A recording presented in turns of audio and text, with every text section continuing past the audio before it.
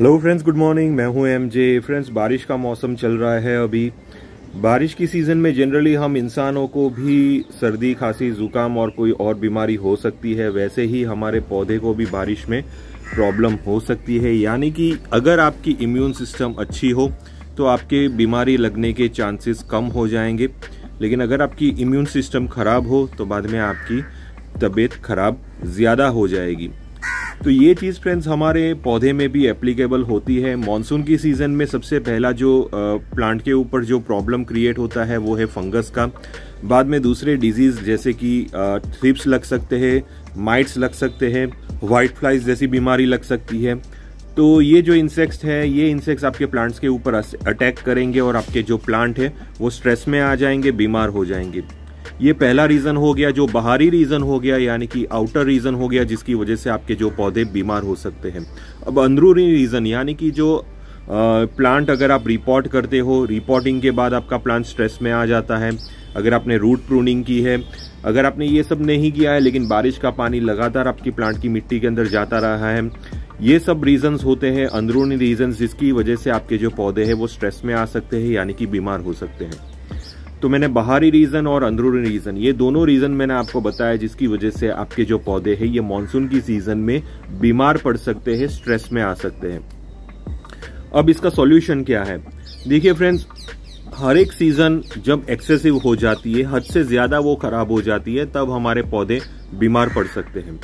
तो ऐसे में फ्रेंड्स हमारे पौधे की इम्यून सिस्टम को हमें मेंटेन करना होता है। जी हाँ फ्रेंड्स, अगर आप अपने पौधे की इम्यून सिस्टम को मेंटेन करोगे, बाद में आपके जो पौधे हैं वो इजीली स्ट्रेस में नहीं आएंगे। स्ट्रेस में आ भी अगर जाए तो भी वो बहुत ही जल्दी अपने आप को रिकवर कर सकते हैं। जैसे कि अभी मेरे जो हाइबिस्कस है, हाइबिस्कस में मैंने बहुत ही ज्यादा रूट प्रूनिंग की थी, गमला चेंज किया, मिट्टी बहुत सारी हटा दी थी, लेकिन ये सारे हाइबिस्कस मेरे फिर से स्ट्रेस में से बाहर निकल गए क्योंकि उनकी इम्यून सिस्टम जो है वो बढ़िया है। तो प्लांट की इम्यून सिस्टम अगर अच्छी होगी तो बाद में आपका जो प्लांट है वो डाईबैक नहीं होगा, आपका प्लांट नहीं मरेगा अगर आपने कोई भी ऐसी चीजें की हो या तो कोई भी ऐसी प्रॉब्लम आपके पौधे के ऊपर आई हो। अब हम बात करेंगे कि हम अपने पौधे की इम्यून सिस्टम को कैसे बढ़ा सकते हैं, कैसे मेंटेन कर सकते हैं। बेसिकली मैं आपको 3 ऐसे फर्टिलाइजर बताऊंगा जो आपके पौधे की इम्यून सिस्टम को मेंटेन करेगा। सबसे पहला जो फर्टिलाइजर है वो है पोटेशियम, यानी कि 0050। केमिकल में जाओगे तो 0050, ऑर्गेनिक में जाना चाहते हो तो ऑर्गेनिक पोटाश लीजिए। मैं यहाँ पे बनाना पील्स आपको ज्यादा रिकमेंड नहीं करूंगा क्योंकि वो बहुत ही ज्यादा स्लो रिलीज फर्टिलाइजर होता है, वो जल्दी आपके पौधे के ऊपर असर नहीं करेगा। अगर आप ऑर्गेनिक जाना चाहते हो तो बायो पोटाश करके आता है, उसका लिंक मैंने डिस्क्रिप्शन बॉक्स में दिया है, तो वहां पे भी आप प्रोडक्ट परचेज कर सकते हो या तो लोकल मार्केट से भी ले सकते हो। तो ये 0050 या तो बायो पोटाश, आप दोनों में से एक फर्टिलाइजर ले सकते हो। दूसरा फर्टिलाइजर है वो है एप्सम सॉल्ट। ऑलमोस्ट हर एक गार्डनर के पास होता है। मैग्नीशियम सल्फेट या तो एप्सम सॉल्ट एक ही चीज है। मैग्नीशियम भी बहुत ही ज्यादा इंपॉर्टेंट रोल प्ले करता है जिसकी वजह से आपके जो पौधे की इम्यून सिस्टम बढ़ सकती है। और तीसरी इंपॉर्टेंट चीज है वो है सीवीड फर्टिलाइजर। सीवीड फर्टिलाइजर भी ऑलमोस्ट हर गार्डनर के पास होता है। और सीवीड फर्टिलाइजर से भी अगर आप अच्छा प्रोडक्ट कोई लेना चाहते हो तो पीजीआर लीजिए, यानी कि जो स्ट्रेस फ्री, उत्कर्ष का स्ट्रेस फ्री फर्टिलाइजर आता है, उसका लिंक मैंने डिस्क्रिप्शन बॉक्स में दिया है। मैं पर्सनली वही यूज करता हूं। अगर आपके पास वो नहीं है तो बाद में आप सीवीड का भी इस्तेमाल कर सकते हैं, या तो आपके पास ताकत फर्टिलाइजर है तो उसका भी इस्तेमाल कर सकते हैं। तो ये जो फर्टिलाइजर्स होते हैं, या तो सागरी का फर्टिलाइजर है वो भी आप इस्तेमाल कर सकते हैं। तो ये कुछ ऐसे फर्टिलाइजर है जो आपके पौधे की इम्यून सिस्टम को बढ़ाएगा ये सीजन में। अब ये जो बेसिकली फर्टिलाइजर है ये आपको 12 महीने चलने देना है अपने पौधे के अंदर, क्योंकि हर एक सीजन प्लांट को बीमार कर सकती है। एक्सेसिव गर्मी अगर आपके प्लांट के ऊपर पड़ती है तो वो भी प्लांट को बीमार कर सकती है। एक्सेसिव रेनफॉल, एक्सेसिव ह्यूमिडिटी, ये भी आपके पौधे को बीमार कर सकती है। एक्सेसिव ठंड, जब विंटर्स भी बहुत ही ज्यादा ठंडा हो तो भी ये चीज आपके पौधे को बीमार कर सकती है। तो ये हर एक सीजन में ये फर्टिलाइजर आपको अप्लाई करना है, इससे आपके जो प्लांट की इम्यूनिटी बढ़ेगी। अब बात आएगी फ्रेंड्स कि हमें ये फर्टिलाइजर कैसे अप्लाई करना है। देखिए, ये फर्टिलाइजर आप स्प्रे के थ्रू भी अप्लाई कर सकते हैं और रूट्स में भी डाल सकते हैं। तो आपकी चॉइस है, आपको जैसे प्रेफरेबल, जैसे आपको इजी लगता है वैसे आप ये चीज़ कर सकते हो।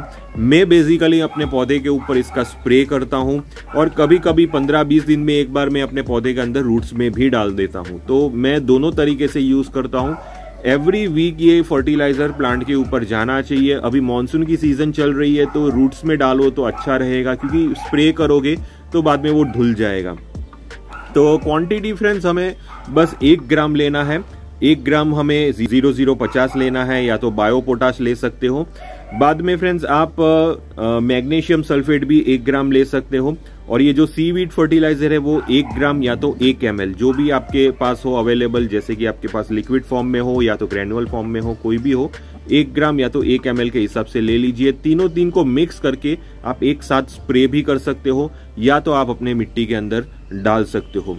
अब ये जो फर्टिलाइजर है फ्रेंड्स, ये फर्टिलाइजर बेसिकली आप कोई भी पौधे के ऊपर डाल सकते हैं। आपके वेजिटेबल्स वाले पौधे हुए, या तो आपके फ्लावरिंग्स वाले पौधे हुए, रोजेज हुए, मोगरा हुए, हाइबिस्कस हुए, कोई भी पौधे हुए, ये सारे पौधे के ऊपर आप अप्लाई कर लीजिए। अब यहाँ पे एक चीज मैं क्लियर करना चाहता हूँ फ्रेंड्स के ये फर्टिलाइजर प्लांट एक बीमार पौधे को ठीक नहीं कर पाएगा। ये बहुत सारे लोग बाद में ये सोच लेंगे कि ये फर्टिलाइजर डालने से हमारे बीमार पौधे ठीक हो जाएंगे। ये बेसिकली आपके पौधे की इम्यूनिटी बढ़ाने के लिए है।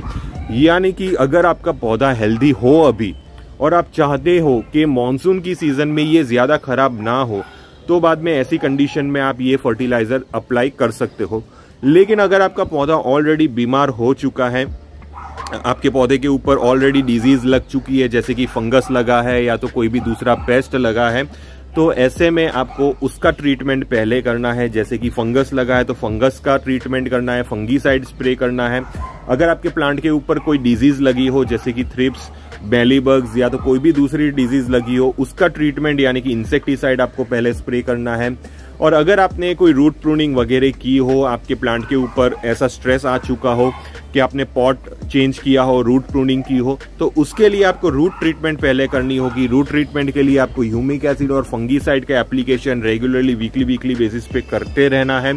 उसके बाद जैसे ही आपका प्लांट फिर से रिकवर होना स्टार्ट हो जाए, उसके बाद ये 0050 ये जितने भी फर्टिलाइजर मैंने बताया वो फर्टिलाइजर का स्प्रे करिए। ये 20 दिन के बाद करना होगा, जब भी आपका प्लांट रिपोर्टिंग के 20 दिन के बाद या तो 25 दिन के बाद ये चीज आप कर सकते हो। तो जब भी आपका प्लांट हेल्दी हो, ऐसे में फ्रेंड्स अगर ये फर्टिलाइजर अप्लाई करोगे तो आपके प्लांट बीमार होने के चांसेस बहुत कम हो जाएंगे। और अगर आपका प्लांट बीमार हो भी जाता है तो बाद में इजीली वो रिकवर कर सकता है। तो ये बेसिकली प्रिकॉशनरी फर्टिलाइजर्स होते हैं प्लांट के लिए, और जरूरी फर्टिलाइजर होते हैं जो आप यूज कर सकते हो। अब ये फर्टिलाइजर वीकली बेसिस पे भी आप यूज कर सकते हो, या तो 15 दिन में एक बार यूज कर सकते हो, लेकिन ये फर्टिलाइजर पौधे के लिए जरूरी है। आप जैसे भी इसको इस्तेमाल करना चाहते हो वैसे इस्तेमाल कर सकते हो। तो ये एक छोटी सी इंफॉर्मेशन थी जो आपके लिए जरूरी थी, आपके पौधे के लिए भी जरूरी थी, जो मुझे लगा कि ये शेयर करना चाहिए। अगर आपको किसी भी टाइप का कंफ्यूजन हुआ ये टॉपिक से रिलेटेड, तो आप प्लीज मुझे इंस्टाग्राम पे मैसेज कर सकते हो, टेलीग्राम ग्रुप में मैसेज कर सकते हो। टिल देन के लिए थैंक यू फ्रेंड्स और हैप्पी मॉनसून्स।